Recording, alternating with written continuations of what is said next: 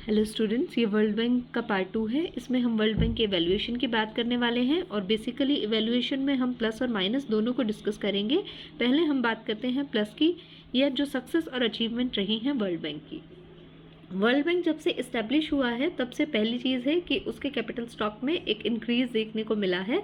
और यदि आप बात करें कि कितना इंक्रीज़, तो 19 टाइम्स तक जो कैपिटल का शेयर है वो वर्ल्ड बैंक का इंक्रीज़ हुआ है। और इसी के कारण वर्ल्ड बैंक के जो लोन देने की पावर है वो भी लगातार इंक्रीज़ हुई है। दूसरा, ड्यू अटेंशन दी गई है डेवलप्ड और अंडर डेवलप्ड कंट्रीज़ को। वर्ल्ड बैंक ने एक बैलेंस क्रिएट करने की कोशिश की है डेवलप्ड कंट्रीज़ और अंडर डेवलप्ड कंट्रीज़ में, और दोनों को फेयरनेस और इक्विटी के साथ ट्रीट करने की कोशिश की है। जहाँ तक हम बात करते हैं टोटल लोन्स की, तो 70% तक लोन आपके जो है वो अंडर डेवलप्ड कंट्रीज़ को वर्ल्ड बैंक ने प्रोवाइड किए हैं। लेकिन जो डेवलप्ड कंट्रीज़ हैं, और जब वॉर टाइम में ये डेवलप्ड कंट्रीज़ को रिकंस्ट्रक्शन के लिए लोन चाहिए था, तो वर्ल्ड बैंक ने यहाँ भी बहुत लार्ज अमाउंट में इन कंट्रीज़ को लोन प्रोवाइड किया है। Loan for productive purposes, world bank जो लोन देता है वो केवल प्रोडक्टिव पर्पजेज़ के लिए देता है मेंबर कंट्रीज़ को, और ये पर्पजेज़ फर्दर इकोनॉमी में इकोनॉमिक डेवलपमेंट को इन्हांस करते हैं और इनकम जनरेशन में हेल्प करते हैं। जैसे हम बात करें इलेक्ट्रिसिटी, पावर जनरेशन, ट्रांसपोर्ट आदि की, तो ये ऐसी बेसिक इंफ्रास्ट्रक्चर है या ऐसी बेसिक फैसिलिटीज़ है जो किसी भी कंट्री के डेवलपमेंट के लिए मस्ट है। और इन फैसिलिटीज़ के अब्सेंस में कोई भी जो अंडर डेवलप्ड कंट्री है वो इकोनॉमिकली डेवलप नहीं हो सकती। तो ऐसे पर्पसेस के लिए जो वर्ल्ड बैंक है वो ह्यूज कैपिटल प्रोवाइड करता है अंडर डेवलप्ड कंट्रीज़ को या बाकी मेंबर कंट्रीज़ को। टेक्निकल असिस्टेंस, वर्ल्ड बैंक का अचीवमेंट क्या रहा है कि जितने भी मेंबर कंट्रीज़ हैं उनको इसने time to time technical assistance provide की है, स्पेशली अंडर डेवलप्ड कंट्रीज़ को, जहाँ पर टेक्निकली ये कंट्रीज़ थोड़े पिछड़े हुए हैं। और इसके लिए जितने भी कंट्रीज़ के ऑफिशियल्स हैं उनको ट्रेनिंग दी जाती है बेसिकली वर्ल्ड बैंक के इंस्टीट्यूशंस के थ्रू, ताकि वो फर्दर प्लान डेवलपमेंट में इन कंट्रीज़ को हेल्प कर सकें। थर्ड, विंडो ऑफ वर्ल्ड, अब वर्ल्ड बैंक और आईडीए लोन देने के लिए बेसिकली इस्टेब्लिश हुए, फाइनेंशियल हेल्प के लिए इस्टेब्लिश हुए, लेकिन इन दोनों इंस्टीट्यूशन के द्वारा जो लोन प्रोवाइड किए जा रहे थे वो कम पड़ रहे थे कहीं ना कहीं, और इसी के लिए एक थर्ड विंडो को इस्टेब्लिश किया गया जो बेसिकली लोन प्रोवाइड करती है लार्ज स्केल पर, स्पेशली डेवलपिंग कंट्रीज़ को, जहां पर लो रेट ऑफ इंटरेस्ट के साथ लोन प्रोवाइड किया जाता है। और इसके तहत इंडिया, पाकिस्तान जैसी बहुत सारी कंट्रीज़ को लोन दिया गया है। Coordination of landing activities of lender countries, अब बहुत सी कंट्रीज़ ऐसी हैं जो डेवलप्ड कंट्रीज़ हैं जिनके पास फंड ज़्यादा हैं, जो दूसरी कंट्रीज़ को लैंड करने में सक्षम हैं। तो वर्ल्ड बैंक ऐसी कंट्रीज़ की मीटिंग को ऑर्गेनाइज करता है और उनको प्रोत्साहन देता है कि वो अंडर डेवलप्ड कंट्रीज़ को हेल्प करें। एड इंडिया क्लब इसी दिशा में वर्ल्ड बैंक के द्वारा इस्टेब्लिश किया गया है।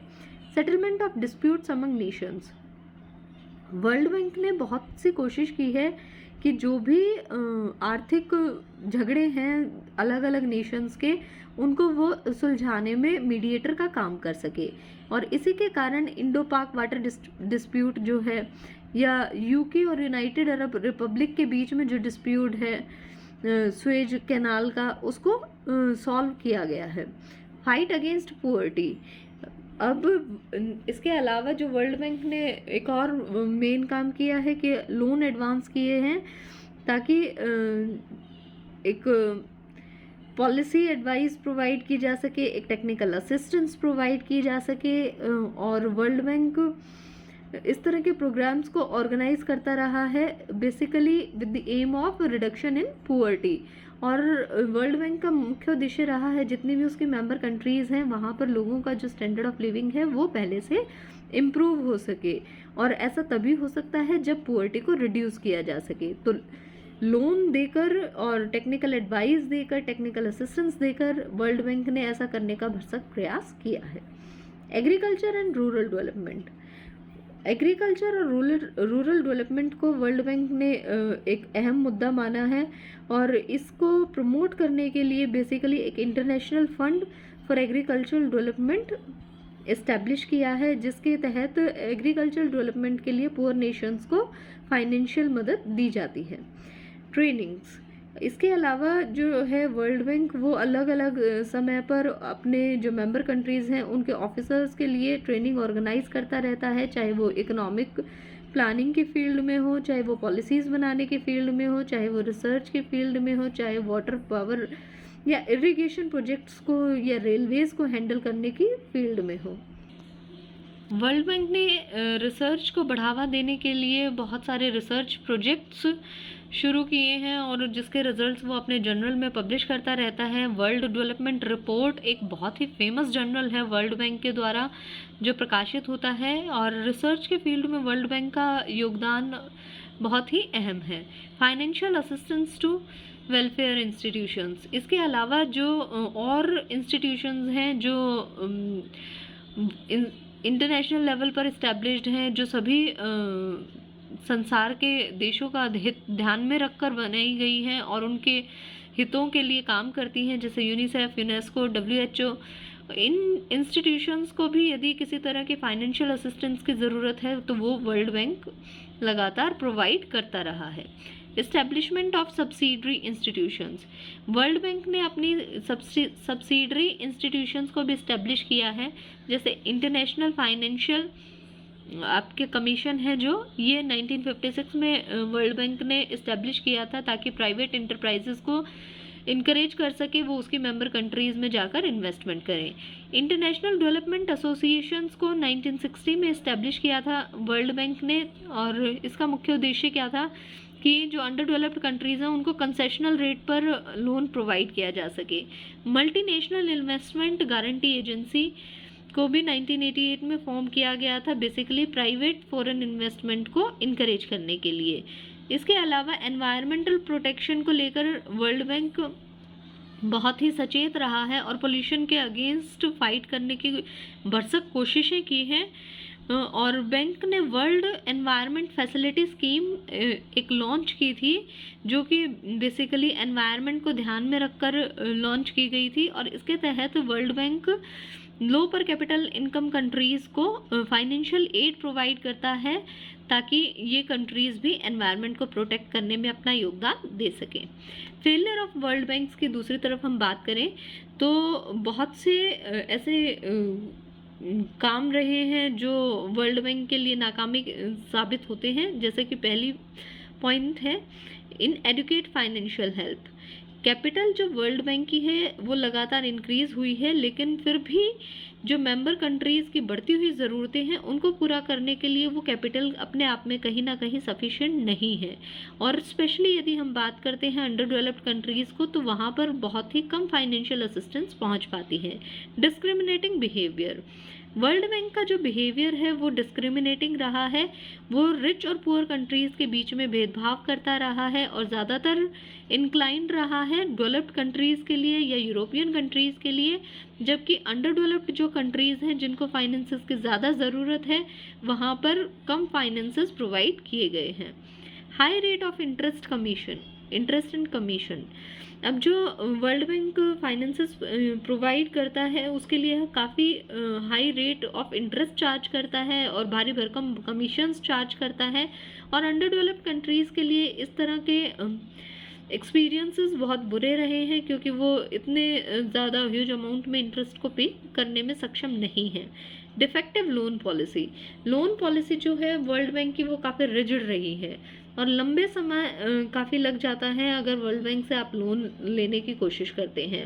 इसके साथ साथ जब वर्ल्ड बैंक लोन देता है तो वो किसी भी मेंबर कंट्री की रिपेइंग कैपेसिटी पर ज़्यादा फोकस करता है और जबकि आप अंडर डेवलप्ड कंट्रीज़ के पॉइंट ऑफ व्यू से यदि बात करते हैं तो उनकी रिपेइंग कैपेसिटी काफ़ी कम होती है, जिससे इन कंट्रीज़ को लोन लेने में दिक्कत महसूस होती है। Loan for limited objectives, world bank जो लोन प्रोवाइड करता है उसके स्पेसिफिक ऑब्जेक्टिव्स होते हैं, जबकि अंडर डेवलप्ड कंट्रीज़ को अपने ओवरऑल डेवलपमेंट के लिए लोन्स चाहिए हैं और वो किसी भी स्पेसिफिक प्रोजेक्ट या ऑब्जेक्टिव से बंधे हुए लोन्स उनके लिए ज़्यादा सक्षम नहीं हो पाते हैं।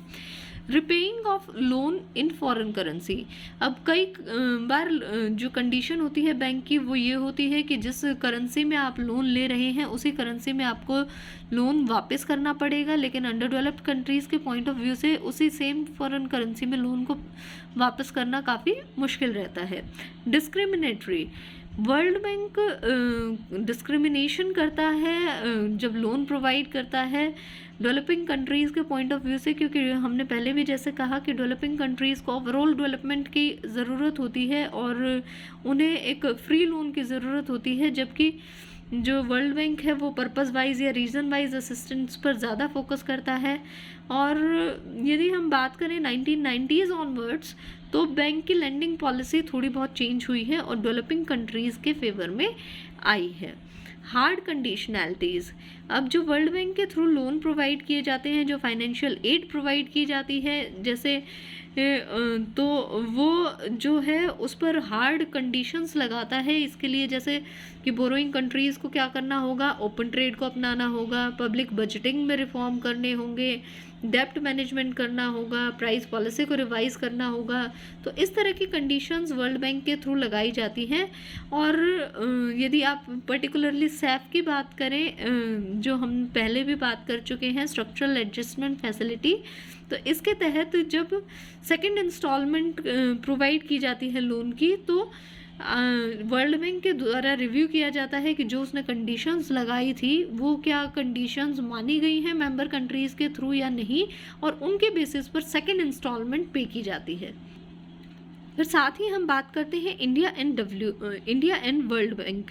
इंडिया वर्ल्ड बैंक का एक फाउंडर मेंबर रहा है और इंडिया बेसिकली वैसे तो 17 कंट्रीज़ में से एक रहा है जिसने 1944 के ब्रेटन वुड कॉन्फ्रेंस का एजेंडा प्रिपेयर किया था, और उन कंट्रीज़ में से एक रहा है जिसने इस्टेब्लिशमेंट ऑफ बैंक के फाइनल ड्राफ्ट को सबसे पहले साइन किया था। तो वर्ल्ड बैंक का सदस्य होने के नाते इंडिया को भी प्लस और माइनस दोनों फेस करने पड़े हैं। पहले हम बात करेंगे बेनिफिट्स की।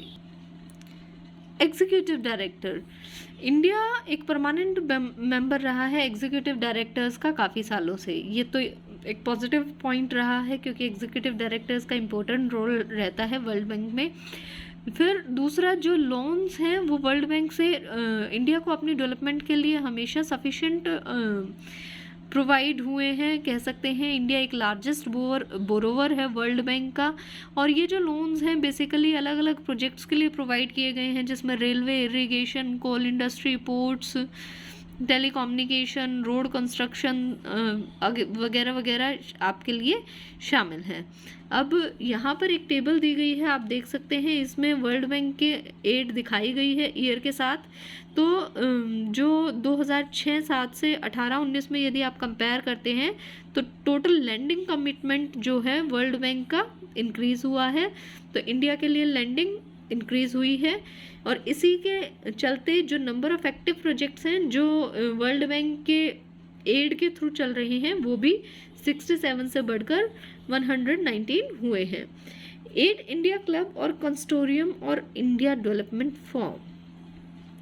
एड इंडिया क्लब को फाउंड किया गया था वर्ल्ड बैंक के थ्रू, और ये क्यों बेसिकली बनाया गया था, ताकि फाइनेंशियल असिस्टेंस प्रोवाइड की जा सके और फॉरेन करेंसी प्रोवाइड की जा सके इंडिया को। इसके जो मेंबर कंट्रीज़ हैं जैसे America, England, Japan, Germany, Canada, ये सब इसके अंतर्गत फाइनेंशियल असिस्टेंस प्रोवाइड करते हैं। और इस क्लब को बनाने से जो है इंडिया को वो sufficient amount of loan foreign currency के फॉर्म में मिला है। इस क्लब को इंडिया डेवलपमेंट फॉर्म के नाम से भी जाना जाता है। मेडिएशन बिटवीन इंडो पाक river water dispute, world bank ने मीडिएटर का काम आपके निभाया है, जहां पर इंडो पाक रिवर डिस्प्यूट की बात आती है और एक सोल्यूशन पर पहुंचने में दोनों कंट्रीज़ को हेल्प किया है। फैसिलिटीज़ फॉर जनरल लोन्स, अब इसके अलावा जो जनरल लोन्स हैं वो वर्ल्ड बैंक की फैसिलिटीज़ है, वो इंडिया को समय समय पर मिलती रही है। और ऐसे लोन को बेसिकली फ़ायदा क्या रहा कि इंडिया अपनी मर्जी के अकॉर्डिंग यूज़ कर सकता है, वो किसी स्पेसिफिक पर्पस या रीज़न से बंधा हुआ नहीं है। Advantages from member of sister institutions of world bank, जो वर्ल्ड बैंक की और सिस्टर इंस्टीट्यूशंस रही हैं उनके मेंबरशिप का भी फ़ायदा जो है वो इंडिया को लगातार मिला है। जैसे कि इंटरनेशनल फाइनेंस कॉरपोरेशन जो प्राइवेट सेक्टर को लोन देने के लिए बनाया गया था, इसके अंतर्गत इंडिया के 57 कंपनीज़ जो हैं वो फॉरेन इन्वेस्टमेंट को सिक्योर कर चुकी हैं। और इंटरनेशनल डेवलपमेंट एसोसिएशन जो पुअर कंट्रीज़ को कंसेशनल रेट पर लोन देने के लिए बनाया गया था, उसके तहत भी इंडिया को ह्यूज अमाउंट में लोन मिला है, जिसका यूज़ इंडिया ने मेनली एग्रीकल्चर, पॉपुलेशन कंट्रोल या रोड्स के डेवलपमेंट के लिए किया है। मल्टीनेशनल इन्वेस्टमेंट गारंटी एजेंसी जो 1988 में इस्टेब्लिश की गई थी, जिसका मेन ऑब्जेक्टिव क्या था कि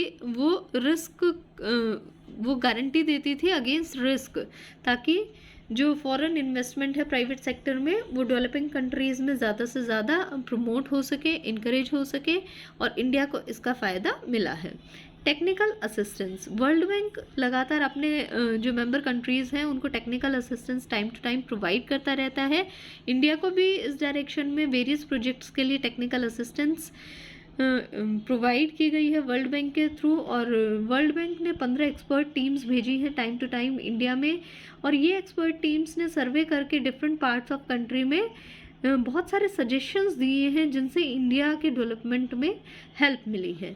population control assistance, world bank ने बहुत ह्यूज मात्रा में कह सकते हैं आप लोन दिया है, जो कि पॉपुलेशन कंट्रोल प्रोग्राम को इफेक्टिवली इम्प्लीमेंट करने के लिए काम आया है। Help to non government organisation, world bank ने इसके अलावा फाइनेंशियल असिस्टेंस दी है बहुत सारे नॉन गवर्नमेंट ऑर्गेनाइजेशंस को, ताकि लोगों के भले में किसी तरीके का कोई रुकावट ना आए। और इसमें जो मेन प्रोजेक्ट हैं वो आपके रहे हैं नेशनल लिप्रोसी एलिमिनेशन का प्रोजेक्ट, एजुकेशन का प्रोजेक्ट और चाइल्ड डेवलपमेंट सर्विस प्रोजेक्ट, और इसके अलावा बहुत सारे अन्य projects. Human development project, world bank ने इंडिया को बेसिकली ह्यूमन डेवलपमेंट प्रोजेक्ट्स में भी असिस्ट किया है, हेल्प प्रोवाइड की है, स्पेशली एजुकेशन और हेल्थ के फील्ड में। और वर्ल्ड बैंक की असिस्टेंस से ही इंडिया में सर्व शिक्षा अभियान चल रहा है, और वोकेशनल एजुकेशन भी प्रोवाइड करने की कोशिश की जा रही है। इसके लिए वर्ल्ड बैंक फाइनेंशियल असिस्टेंस देता रहता है। इसके अलावा बहुत सी डिजीज़ जैसे ट्यूबरक्लोसिस, एड्स वगैरह से लड़ने के लिए भी इंडिया को फाइनेंशियल असिस्टेंस वर्ल्ड बैंक से मिली है। फिर नेगेटिव्स की बात करते हैं कि वर्ल्ड बैंक का मेंबर बनने के कारण इंडिया के ऊपर क्या नेगेटिव इम्पैक्ट पड़े हैं। पहली चीज़, बैंक ने लगातार क्या कोशिश की है कि वो इंडियन प्लानिंग को इन्फ्लुएंस करता रहे, क्योंकि इंडिया जब से आज़ाद हुआ है यहाँ पर प्लानिंग को ऑप्ट किया गया है, लेकिन थर्ड प्लान के ऑनवर्ड्स ही जो इंडियन प्लानिंग है उसको इन्फ्लुएंस करने की वर्ल्ड बैंक की कोशिश रही है, ताकि वो जो है प्लानिंग कमीशन उसके रोल को डिमिनिश कर सके और अपना हस्तक्षेप वहाँ कर सके। वर्ल्ड बैंक ने इसके अलावा जो इकोनॉमिक पॉलिसीज़ इंडिया में फॉर्म की जाती हैं उनको भी इन्फ्लुएंस करने की कोशिश की है, ताकि यहाँ पर ज़्यादा से ज़्यादा फॉरेन कैपिटल इन्वेस्टमेंट को प्रमोट किया जा सके और बाकी देश यहाँ आकर इन्वेस्ट कर सके। वर्ल्ड बैंक ने जो प्राइवेट सेक्टर है उस पर ज़्यादा फोकस किया है रेदर देन पब्लिक सेक्टर। लेकिन जब हम इंडिया जैसी अंडर डेवलप्ड कंट्रीज़ या डेवलपिंग कंट्री की बात करते हैं तो वहाँ पर हमारे लिए पब्लिक सेक्टर एक अहम भूमिका अदा करता है। और ये वर्ल्ड बैंक का ही प्रेशर रहा है जो इंडिया ने रुपी का डिवेल्युएशन किया है 1966 में और फिर 1991 में। इसी के साथ साथ जो वर्ल्ड बैंक से लोन इंडिया लगातार लेता जा रहा है, उसी के कारण वर्ल्ड बैंक पर इंडिया की जो डिपेंडेंस है वो लगातार इंक्रीज़ होती जा रही है। तो इसके अलावा जब हम बात करते हैं 1991 में हमने इकोनॉमिक रिफॉर्म्स को ऑप्ट किया था, उसके पीछे भी कहीं ना कहीं वर्ल्ड बैंक रिस्पॉन्सिबल था। लेकिन इन इकोनॉमिक रिफॉर्म्स को ऑप्ट करना हमारी मजबूरी थी, उस समय हमारे पास कोई और चॉइस नहीं थी। लेकिन इन इकोनॉमिक रिफॉर्म्स के कारण क्रिटिक्स क्या मानते हैं कि इनसे मल्टीनेशनल जो कंपनीज़ हैं उनको ज़्यादा फ़ायदा होगा और इंडिया के जो गरीब लोग हैं उनको ज़्यादा फ़ायदा नहीं होगा।